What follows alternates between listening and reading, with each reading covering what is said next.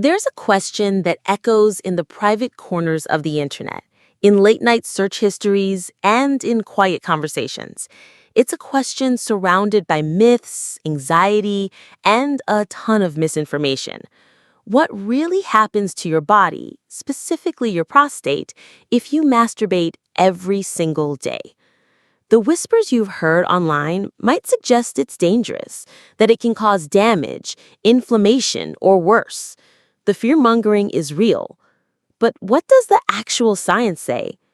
Well, I'm going to tell you the truth today. And I promise you, the answer is genuinely shocking, and it is almost certainly not what you have been led to believe. Stick with me, because you won't want to miss this. To truly understand the shocking reality, we first need to get acquainted with the key player here, the prostate gland itself. So, what is it? Put simply, the prostate is a small, walnut-sized gland that's part of the male reproductive system. Its main job is to produce the fluid that nourishes and transports sperm, what we know as semen. It sits just below the bladder and in front of the rectum. For a small gland, it plays a massive role in a man's health, especially as he gets older. And because it's so important, it's also the source of a lot of anxiety. You've probably heard the claims, the myths that circulate in locker rooms and on internet forums, that frequent masturbation can wear out the prostate, that it can cause chronic inflammation, a condition known as prostatitis, or the one thing men fear most, that it could somehow increase your risk of prostate cancer. These fears are understandable. Prostate cancer is one of the most common cancers among men, so anything that might affect that risk is taken very seriously. For decades, these fears went largely unchallenged, chalked up to old wives' tales or moral warnings disguised as health advice. But then researchers at one of the most prestigious universities in the world decided to stop guessing. They decided to put the myths to the test with a massive, long-term scientific study. And what they found didn't just challenge the myths, it blew them out of the water completely. It changed the entire conversation about masturbation and prostate health forever. So, what is this shocking secret? What did the science finally reveal? The landmark study I'm talking about comes from a place you've definitely heard of. Harvard University, specifically the Harvard T.H. Chan School of Public Health. And this wasn't some small-time survey. They followed nearly 32,000 men for almost 2 decades, meticulously tracking their lifestyles and health outcomes. One of the key data points they looked at was ejaculation frequency. When they analyzed the data, the results were stunning. They were the very definition of, you won't believe it. Here it is. The study found that men who reported a higher frequency of ejaculation had a significantly lower risk of developing prostate cancer. Let me say that again because it bears repeating. More frequent ejaculation was linked to a lower risk of prostate cancer.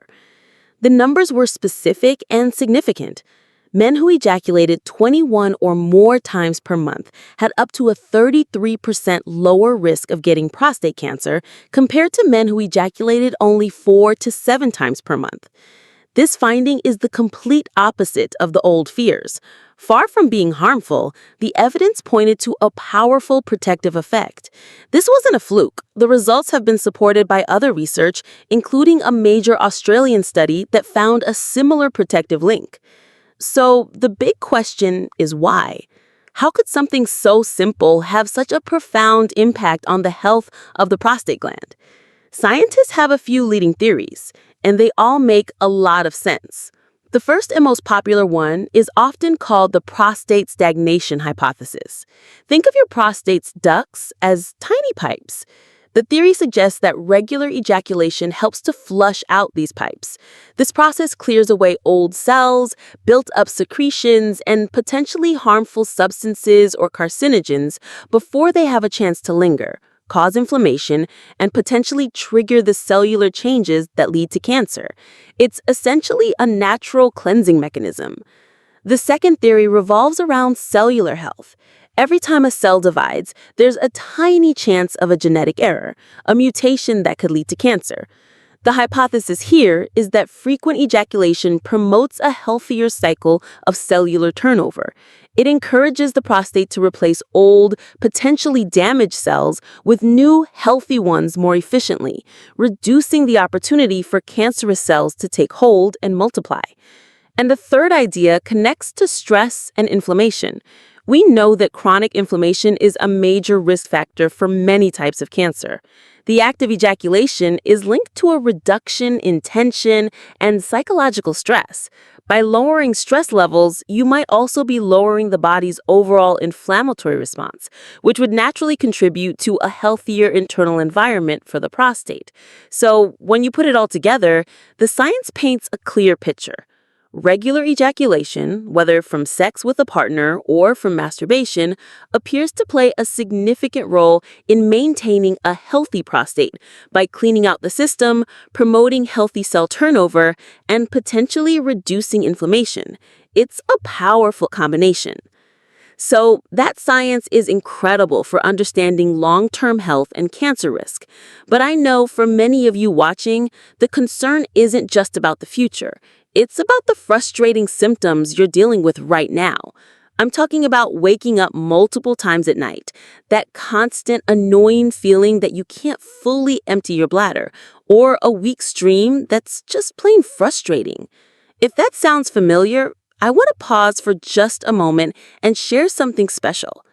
There's a fascinating video presentation that reveals a powerful spring water juice based on an unusual Asian remedy that targets the root cause of these very symptoms, what they describe as a hidden prostate clog.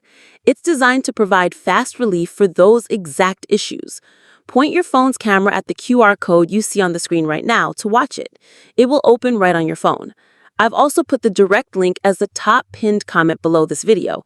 Go ahead, open it in a new tab, and then come right back because we still need to cover the bigger picture of prostate health.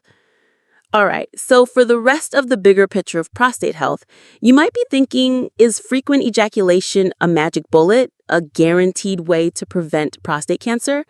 And this is where we need to be responsible and look at the bigger picture. The answer is not exactly. It's crucial to understand that this research shows a very strong correlation, not necessarily a direct one-to-one causation. What does that mean? It means that while the link is powerful, there could be other factors involved.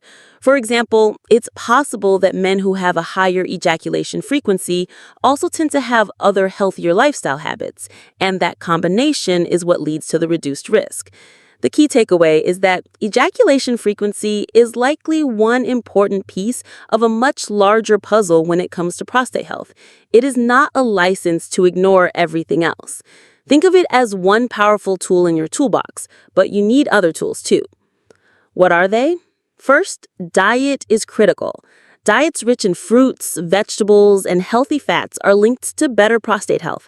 Foods containing lycopene like tomatoes, watermelon, and grapefruit are particularly beneficial. Green tea and foods rich in omega-3 fatty acids like fish are also great additions. Second, exercise.